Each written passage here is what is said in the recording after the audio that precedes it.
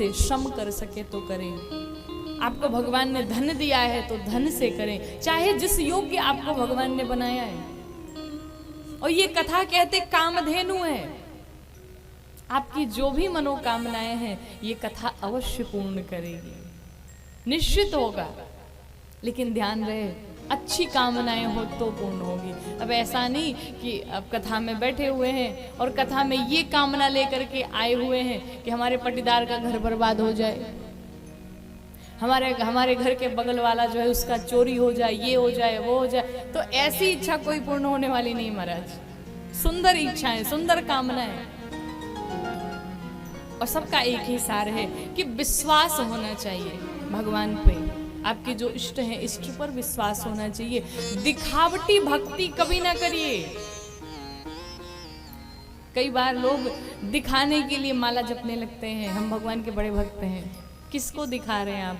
आप दुनिया को दिखा सकते हैं, आप दुनिया को झुठला सकते हैं, आप दुनिया को बेवकूफ मूर्ख बना सकते हैं, लेकिन जो भगवान ऊपर बैठा हुआ तो सब जान रहा है महाराज, वो तो अंतर्यामी है, उसे कैसे झुठला सकते हैं?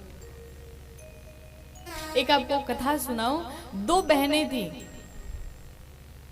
तो एक बहन जो बड़ी वाली बहन थी वो बहुत ही कर्मठी थी, बहुत ही मेहनती थी, बहुत ही कार्य करती थी घर में। सबका देख रेख करना, माता पिता का ख्याल रखना, उनकी चिंता करना, सबकी सेवा करना, उसका बड़ा ही सुंदर स्वभाव था। लेकिन जो छोटी बहन थी वो थोड़ी अकड़ू किस्म की थी। उसे घर के कार्य से कोई मतलब नहीं रहता था, वो बस भोजन करती, सोती, घर का कोई काम नहीं करती। तो जो घर वाले थे, उन दोनों के विवाह का जब समय आया तो माता पिता भाई ने बैठ करके ये बात की, आपस में डिस्कस किया, चर्चा की कि काम करो, ये जो बड़ी वाली है ये तो इतनी मेहनती है कि इसका विवाह अगर थोड़े गरीब घर में भी हो जाए तो भी अपनी घर गृहस्थी संभाल लेगी, लेकिन ये छोटी वाली ऐसी है कि इसका विवाह तो अगर कहीं ऐसे वैसे घर में हो गया तो ये काम तो करेगी नहीं महाराज, ऊपर से नाक अलग कटा देगी हमारी। एक काम करो, इसका विवाह बड़े घर में देख के करते हैं, जहां नौकर चाकर घर में हो, काम करते रहें, तो इसे काम करना नहीं पड़ेगा, हमारी भी इज्जत बची रहेगी, इसकी भी इज्जत बची रहेगी। संयोग से ऐसा ही हुआ और दोनों बहनों का विवाह एक ही गांव में हुआ, एक ही नगर में हुआ। बड़ी वाली बिटिया का विवाह एक बड़े ही निर्धन व्यक्ति के घर में हो गया और छोटी वाली बिटिया का विवाह एक बड़े ही धनी के घर में हो गया, बड़े अमीर के घर में हो गया। अब ये दोनों बहनें रहने लगी, लेकिन जो बड़े घर में गई छोटी बहन, उससे बड़ा घमंड था, बड़ा अहंकार था। अपनी बड़ी बहन को अपने घर के किसी कार्यक्रम में नहीं बुलाती। भाई अब बड़े होने के बाद लोग अपना स्टेटस देखने लगते हैं ना, अपना लेवल देखने लगते हैं, भाई मेरे घर कौन आ सकता है, कौन नहीं आ सकता है, गरीबों को कौन पूछता है महाराज। गरीबी ऐसी है, भगवान न करे किसी के जीवन में गरीबी आए। गरीबी बहुत बेकार चीज है, दुनिया सम्मान नहीं करती, उसे हेय दृष्टि से देखती है। लेकिन ये विचार करना चाहिए व्यक्ति को कि सब भगवान ही देने वाले हैं और लेने वाले भी भगवान ही हैं। तो कब किसका जीवन बदल जाए, कब किसका समय बदल जाए, ये कोई नहीं जानता। इसलिए अहंकार न करें बिल्कुल भी। यहाँ घटना क्या हुई कि छोटी बहन जो बड़े घर में ब्याही गई थी, उस छोटी बहन ने अपने घर में शिव चर्चा कराई, भगवान शिव जी की कथा कराई अपने घर में। शिव जी की कथा कराई, सबको इनविटेशन गया, सबको निमंत्रण दिया, लेकिन अपनी बड़ी बहन को नहीं बुलाया। क्यों? वो तो गरीब है, उसके पास तो फटी चिटी साड़ी होगी, वो कैसे आएगी मेरे घर में, मेरी इंसल्ट हो जाएगी, नाक कट जाएगी, ये वो तमाम सारी चीज। नहीं बुलाया। अंत में जब नहीं बुलाया, सब लोग गए। जब उस बड़ी बहन को पता चला कि हमारी छोटी बहन के घर में शिव चर्चा हो रही है, भगवान शिव जी की कथा हो रही है, तो बड़ी बहन ने सोचा कि भगवान की ये तो कथा है, और भगवान की कथा में क्या बुलाना, क्या न्योता देना, क्या निमंत्रण देना। ध्यान रखिएगा, किसी के घर में विवाह हो तो कार्ड का वेट करिए कि कार्ड आए तो चले हम। कोई फंक्शन हो तो जरूर वेट करिए कि हमें निमंत्रण मिले, लेकिन अगर भगवान की कथा हो रही हो तो कहते हैं 1000 काम छोड़ करके, 1000 कार्य त्याग करके कथा में पहुंचिए। किसी के निमंत्रण का वेट न करिए।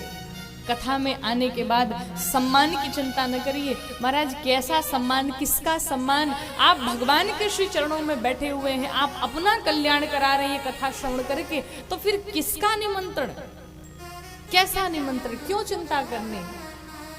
कथा में कभी भी निमंत्रण से तो जाना ही नहीं चाहिए। और कई बार हमने देखा है बड़े बड़े लोगों के घर में जब कार्ड पहुंचते हैं ना, तो वो लोग जानबूझ के नहीं आते। क्यों? मैं नहीं जाऊंगा तो लोग समझेंगे अरे भाई बहुत बड़े आदमी, उनको टाइम नहीं है बिल्कुल।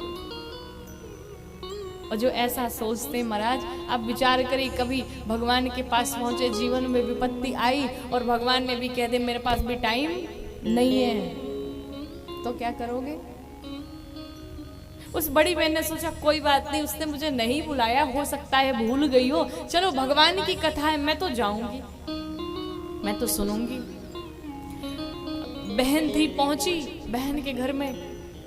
जैसे ही पहुंची, अब जैसे छोटी बहन ने देखा, इससे बड़ा क्रोध आया, अरे ये कैसे आ गई यहाँ पे, ये तो आकर के हमारी इंसल्ट करा दी इसने। लेकिन अब पूरा समाज भरा पड़ा था, तो महाराज डांट भी नहीं सकती थी, बोल भी नहीं सकती थी कि तुम यहाँ से चली जाओ।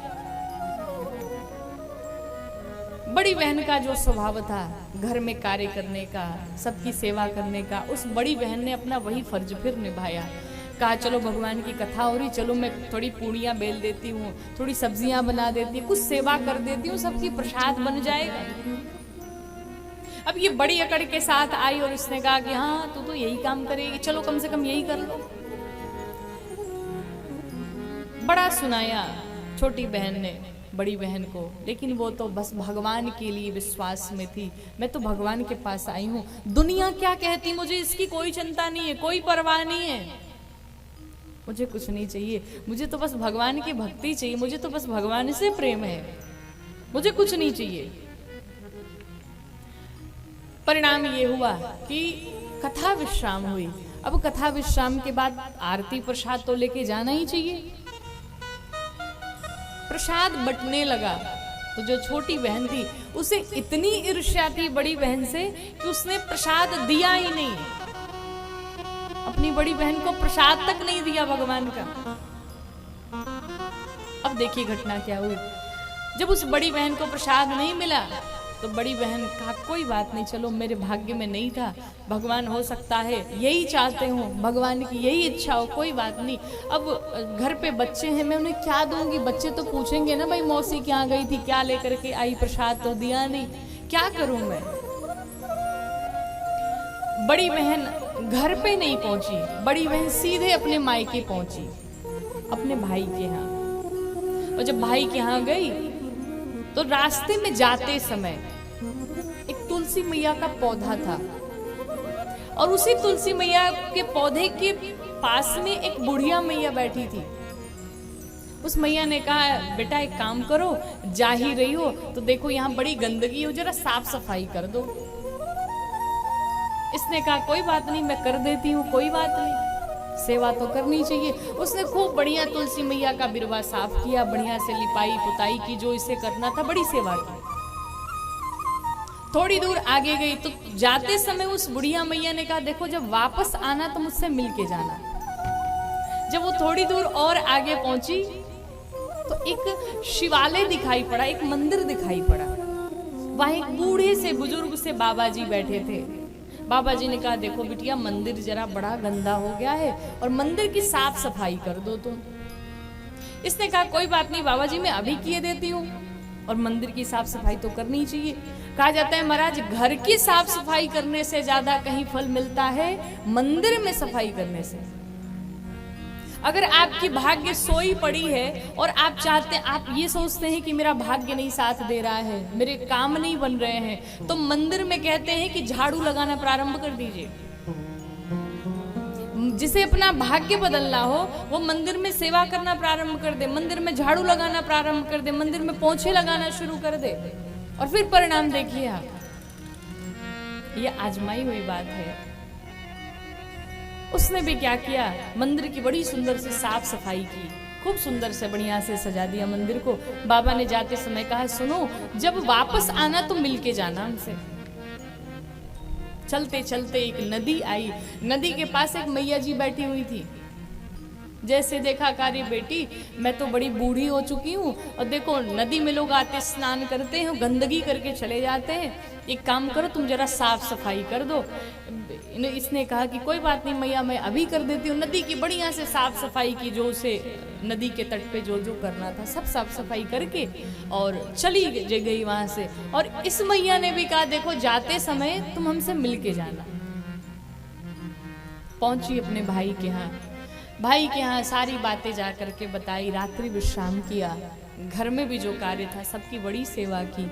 और करने के पश्चात प्रातः काल जब हुआ तो उसके भाई ने उसे खूब ज्यादा रुपए पैसे धन दौलत ऐश्वर्य सब लाद करके भर भर के झोले दिए, और भाई ने बहन को विदा किया। चलते समय जब आई तो वही रास्ते में जो बुढ़िया मैया थी, उन्होंने एक बैग दिया, कहा सुनो इसे घर ले जा करके ही खोलना, रास्ते में न खोलना। जब आगे बढ़ी तो वही मंदिर में जो बाबा जी बैठे थे, उन्होंने भी एक बैग पकड़ा दिया, कहा रास्ते में नहीं खोलना, घर जाके खोलना। और अंत में वही तुलसी मैया के पास जो बुढ़िया मैया बैठी थी, उन्होंने भी एक बैग पकड़ाया, कहा घर जाकर के ही खोलना, अभी ना खोलना। तीनों ने एक एक बैग पकड़ाए महाराज। और आपको बताऊं, ये जो तीनों रास्ते में मिले थे ना, ये कोई और नहीं था। जो घाट पे मिली नदी के तट पे, वो साक्षात गंगा मैया थी। जो मंदिर में बाबा जी बैठे थे बूढ़े बूढ़े से, वो कोई और नहीं था, भगवान शंकर थे। और वो जो तुलसी मैया के पास बुढ़िया मैया मिली, वो कोई और नहीं बल्कि साक्षात तुलसी मैया थी। और तीनों ने मिलकर के इसको आशीर्वाद दिया, आशीष दिया। 3-3, 4-4 बैग लेकर के जब घर पे पहुंची तो किसी बैग में खाद्य की सामग्री, खाने पीने की सामग्री ऐसी ऐसी भरी पड़ी है जो जीवन में कभी समाप्त नहीं होने वाली है। दूसरे बैग को जब खोल के देखा तो उसमें इतने सोने चांदी हीरे मोती भरे पड़े हैं कि वो कभी जीवन में समाप्त नहीं होगा। सब में भर भर के दिया। अब उसका बड़ा सा घर बंगला सब बन गया, घर में बड़ा ऐश्वर्य, महारानी के जैसे वो भी रहने लगी। अब इसने कहा कि लगता है कि ये सब भगवान शिव जी की हमने कथा सुनी थी, शिव चर्चा सुनी थी, लगता है ये उसी का प्रमाण मिला है, उसी का परिणाम है, ये उसी का फल आज मुझे मिला है। अब मैं भी अपने घर में शिव जी की कथा कराऊंगी, मैं शिव जी की चर्चा कराऊंगी।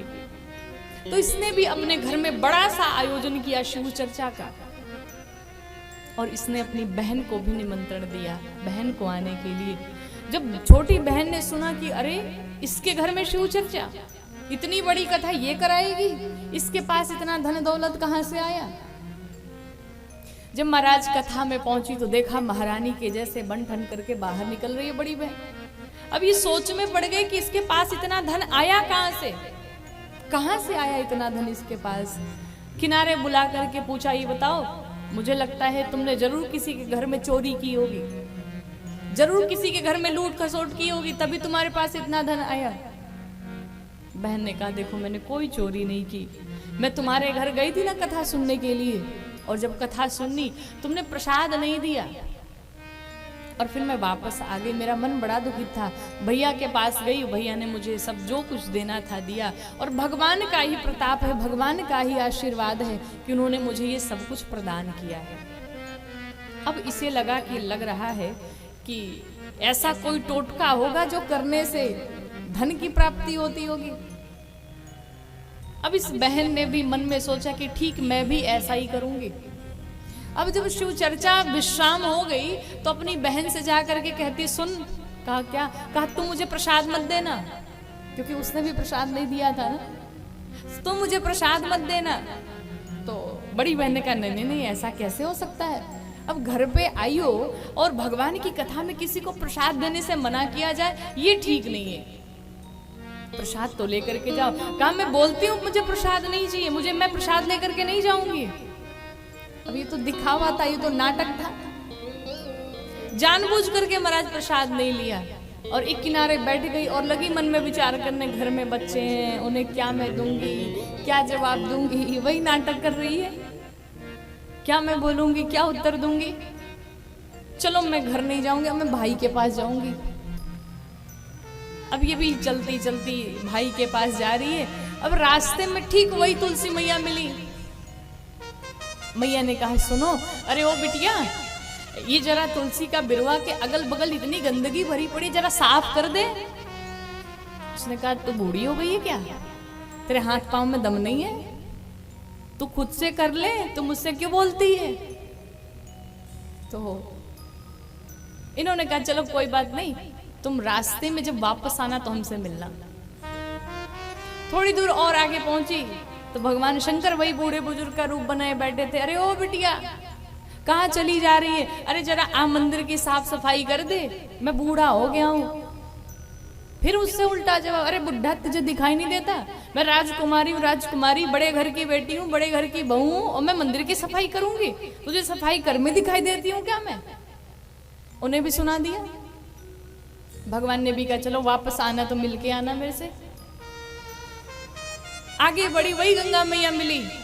अरे बिटिया, नदी के किनारे बड़ी गंदगी हुई पड़ी है, जरा तू साफ सफाई कर दे, मैं तो बूढ़ी हो गई हूँ।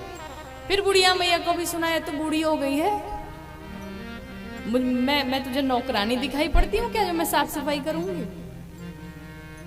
नहीं साफ सफाई की, चली गई घर पे। पहुंची भाई के पास, भाई से जा करके सारी बातें बताई, मुझे प्रसाद नहीं दिया, ऐसा नहीं किया, वैसा नहीं किया। रात भर बढ़िया ठाट से आनंद से सोई। अब जब प्रातः काल हुआ, वहां से चल पड़ी, तो जाते समय भाई ने कुछ दिया ही नहीं महाराज। तो इसने कहा कि मैं विदाई में जा रही हूं और तुम मुझे बैग नहीं दोगे? तो भाई ने कहा कैसा बैग तुझे चाहिए? तो जब वो बड़ी बहन आई थी तब तो तूने बैग दिया था उसे। तो भाई ने कहा फ्री में थोड़ी दिया था, वो कर्मठी है, वो साहसी है, धैर्यवान है, संस्कारी है। वो जब आई थी अपने भाभी के साथ हाथ बटा रही थी, उसने काम किए, घर में साफ सफाई की, झाड़ू पोछा बर्तन किया, भोजन पकाया, और तू जब से आई है तब से सोई पड़ी है, और तेरी भाभी के साथ तो तेरी बनती नहीं है, फिर मैं क्यों देने जाऊं तुझे? ऐसे ही विदा कर दिया। अब इसे सुना सुना के तुम बड़े ऐसे हो, संस्कार नहीं है तुम्हारे में। भाई को भी खूब सुनाया, खूब डांट लगा के आई। रास्ते में गंगा मैया मिली, एक बैग पकड़ा दिया। इसने कहा देखो, मैंने गालियां भी सुना, इतना टेढ़ा बोला, फिर भी ये बुढ़िया मुझे बैग पकड़ाती है। आगे बढ़ी तो वही बूढ़े बुजुर्ग बाबा जो भगवान शंकर थे, उन्होंने भी बैग पकड़ा दिया। कहा देखो मेरा भाग्य कितना बढ़िया है, मैंने कोई सेवा भी नहीं की, इतना कुछ किया, उसके बावजूद भी देखो मुझे बैग पकड़ा दिए। आगे बढ़ी, तुलसी मैया ने भी एक बैग पकड़ा दिया। अब 3-3 बैग लेकर के महाराज चली जा रही है। अब घर पे जाके खोलेंगे। इन तीनों ने कह दिया घर पे ही जाके खोलना। और घर पे जाकर के जब इसने खोला तो देखा उसमें कुछ नहीं भरा पड़ा था, उसमें सिर्फ और सिर्फ मिट्टी भरा पड़ा था। कोई सामान, कोई वस्तु नहीं था। कहने का अर्थ है महाराज, विश्वास होना चाहिए, भक्ति होनी चाहिए, हृदय में भाव होना चाहिए। भगवान तो सिर्फ भाव के भूखे हैं। भगवान आपका धन दौलत ऐश्वर्य नहीं देखने जाते, भगवान तो सिर्फ प्रेम देखते हैं। यहाँ भीतर कितना प्रेम है, कितना भाव है। दिखावे की भक्ति से सावधान हो जाइए। आप न करिए वो चलेगा, लेकिन दिखावा नहीं करना। और आपको बताऊं, यहाँ जितने लोग इस कथा में सेवा में लगे हैं, उनको निश्चित रूप से मेरे भगवान श्री राम, मेरे श्री ठाकुर जी उन्हें अवश्य फल देंगे, निश्चित ही फल देंगे। लेकिन आपकी भक्ति प्रबल होनी चाहिए, आपका भाव प्रबल होना चाहिए, आपकी श्रद्धा प्रबल होनी चाहिए, आपका विश्वास प्रबल होना चाहिए। आप यहाँ बैठे हुए हैं कथा में, तो आपको विश्वास होना चाहिए भगवान पे, नाटक नहीं, दिखावा नहीं। क्योंकि जो दिखावा करता है, जो नाटक करता है, मेरे रघुनाथ जी से बहुत दूर हो जाते हैं।